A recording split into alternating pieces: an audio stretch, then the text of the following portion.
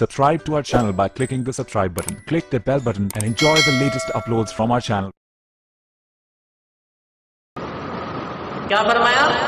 ماں باپ تو دور رہے نا جی، چرند پرند تو دور رہے، فرمایا شیطان کو بھی گالی نہ دو.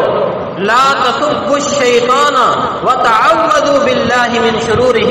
نبی علیہ الصلوۃ والسلام نے فرمایا شیطان کو گالی نہ دیا کرو بلکہ اس کے شر سے اللہ سے پناہ مانگا کرو.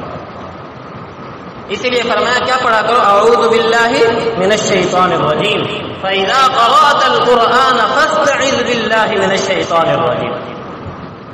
تو شیطان مردود سے اللہ رب العزت سے پناہ مانگنی ہے. فرمایا کہ اسے برا بھلا کہنے سے کیا وہ اور خوش ہوتا ہے کہ گالیاں دینے سے میرا کیا جا رہا ہے، اس کے اپنے نام اعمال کی نیکیاں کم ہو رہی ہیں. تو اس لیے فرمایا کہ شیطان کو گالی نہ دو. اور فرمایا یہاں تک کہ وہ لوگ جو بتوں کی عبادت کرتے ہیں، فرمایا تم ان کے بتوں کو بھی برا بھلا نہ کہو. قرآن مجید کی آیت ہے، فرمایا وَلَا تَسُبُّوا الَّذِينَ يَدْعُونَ مِن دُونِ اللَّهِ فَيَسُبُّوا اللَّهَ عَدْوًا بِغَيْرِ عِلْمٍ.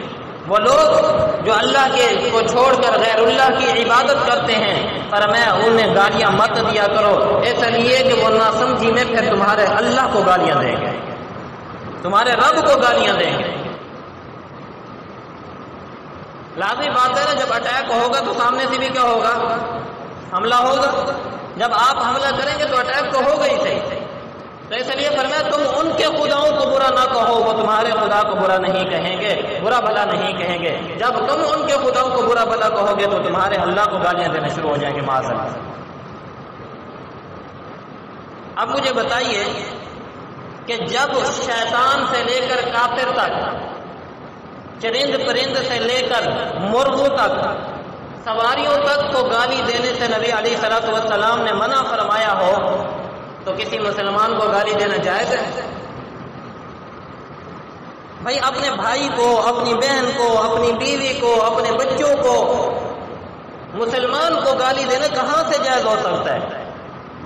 جب آپ ایک مرغ کو گالی نہیں دے سکتے، سواری تک کو گالی نہیں دے سکتے، شیطان کو، کافروں تک کو گالی نہیں دے سکتے، تو پھر ایک مسلمان کو گالی دینا کہاں سے جائز ہوگا؟ وجہ اس کی کیا ہے؟ اس کی ریزن کیا ہے؟ ریزن اس کی یہ ہے کہ گالی دینے سے انسان دوسرے کو بے عزت کرتا ہے. ایک مسلمان کی عزت مجروح ہوتی ہے، اور مسلمان کی عزت اللہ رب العزت کے ہاں بہت بڑا مقام رکھتی ہے. نبی علیہ الصلوۃ والسلام نے بیت اللہ کو خطاب کر کے ارشاد فرمایا تھا، بیت اللہ ٹھیک ہے تیرا مقام، تیری عظمت، تیرا مرتبہ بہت ہے، لیکن ایک مسلمان کی عزت اور اس کا مقام تجھ سے کہیں زیادہ ہے. تو جب ہم کسی کے ماں باپ کو، کسی کو گالی دے رہے ہوتے تو در حقیقت اس کی عزت کو خراب کر رہے ہوتے ہیں. اسی لیے یہ گالی دینا بہت بڑا جرم ہے اور اس کے بہت زیادہ نقصانات ہیں. میں صرف چند نقصانات آپ لوگوں کے سامنے عرض کروں گا.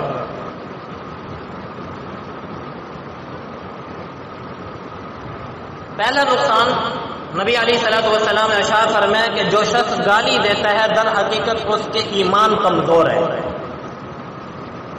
اسلام سے نبی علیہ الصلوۃ والسلام نے فرمایا اس کا تعلق کمزور ہے. حدیث مبارکہ ہے، حضرت جابر بن سمرہ رضی اللہ تعالیٰ عنہ فرماتے ہیں کہ میں اپنے والد صاحب کے ساتھ نبی علیہ الصلوۃ والسلام کی خدمت میں تھا. تو نبی علیہ الصلوۃ والسلام نے فرمایا ان الفحش والتفاحش لیس من الاسلام فی شیء. بے شک گالم گلوچ کرنا اور بےہودگی کی باتیں کرنا اس کا تعلق اسلام سے نہیں ہے.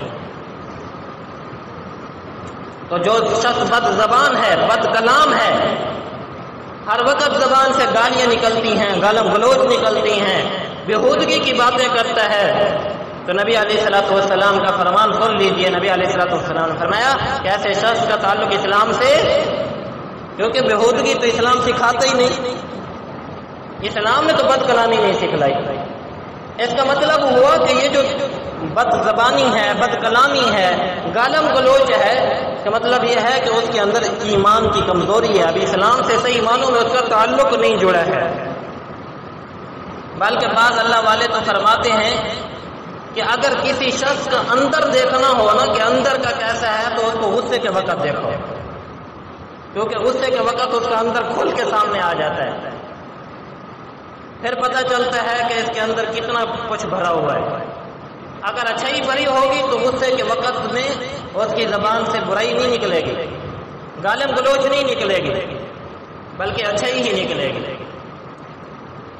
اللہ اکبر کبیرہ۔ تو ایک سب سے بڑا نقصان کہ اس کا تعلق ایمان سے کیا ہو جاتا ہے، گالم گلوچ کرنے والا کا، بد کلامی کرنے والا کا، فحش کلامی کرنے والے کا شخص کا تعلق ایمان سے کمزور ہو جاتا ہے۔ اور دوسرا نقصان نبی علیہ الصلوۃ والسلام نے ارشاد فرمایا، حضرت ابو ہریرہ فرماتے ہیں ایاکم والفحش والتفحش، بچو تم بےہودہ کلامی سے اور گالم گلوچ سے، فإن اللہ لا يحب الفاحش والمتفحش، اس لیے کہ اللہ گالم گلوچ کرنے والے شخص سے اور بےہودہ کلام کرنے والے شخص سے محبت نہیں رکھتے۔ وہ اپنا تعلق گویا اللہ سے کاٹ لیتا ہے۔ ہم نمازیں اس لیے پڑھتے ہیں نا کہ اللہ کی محبت مل جائے، اعمال اسی لیے کرتے ہیں نا کہ اللہ ہم سے راضی ہو جائے، اور نبی علیہ الصلوۃ والسلام فرما رہے ہیں کہ یہ بد کلامی کرنے والا شخص، گالی دینے والے شخص کے ساتھ اللہ کی محبت نہیں ہوتی، اللہ ایسے شخص کو پسند نہیں کرتے۔ بھائی جب ایک عام آدمی اگر وہ شریف النفس ہے وہ کسی گالی دینے والے کو پسند نہیں کرتا تو اللہ کیسے پسند فرمائیں گے؟ بھائی کوئی آدمی آپ کو گالیاں دیتا ہو یا کسی کو بھی گالیاں دیتے وہ آپ کو پسند ہو سکتا ہے؟ بد کلامی کرنے والا شخص آپ کو پسند ہے؟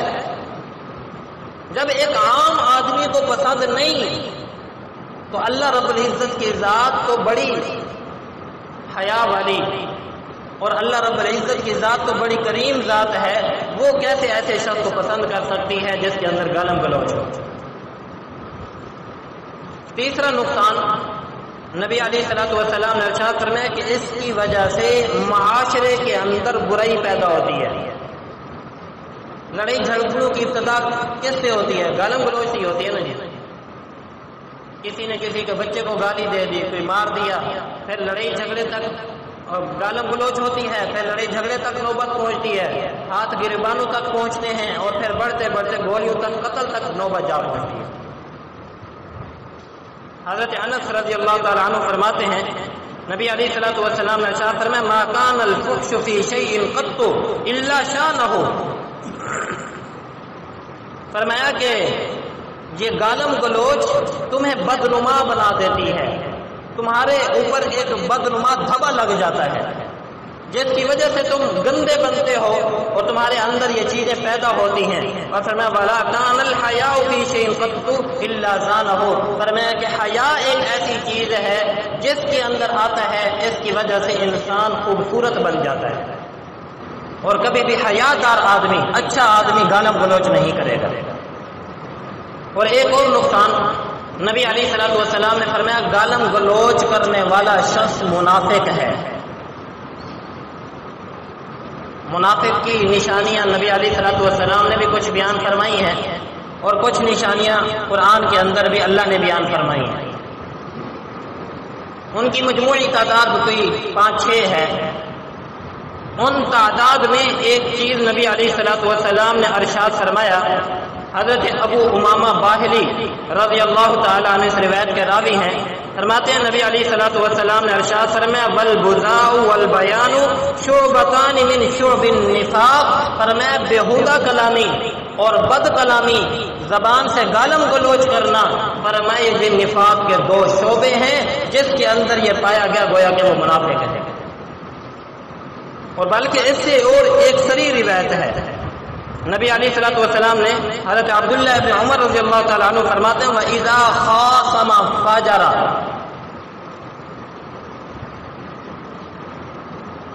منافق کی نشانی یہ ہے فرمایا کہ جب جھگڑے تو گالیاں دے، جب جھگڑا کرے تو کیا دے؟